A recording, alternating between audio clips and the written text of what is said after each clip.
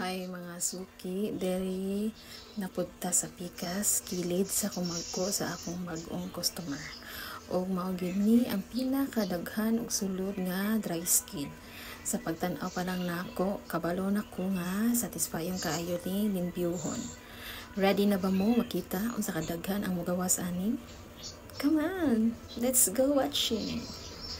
Then, pagsugod na ko og good, grabe gyud.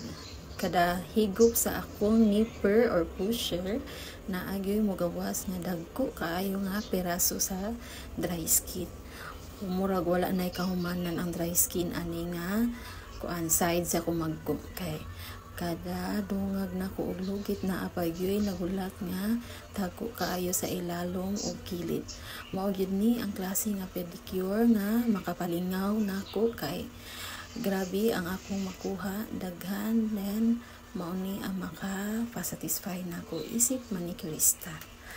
Then malingaw ko kay makita nako hinay-hinay inig-release ang tanang hugaw nga na-stock sa kilid sa kuko. Then hinay-nayon gyapon nato og trabaho mga suki para dili masakitan si customer. Then hapsay ang agi. Tanawa ninyo before after, perting layo agyud murag lain nga kuko, limpyo kaayo og hapsay tanawon unlike sa before.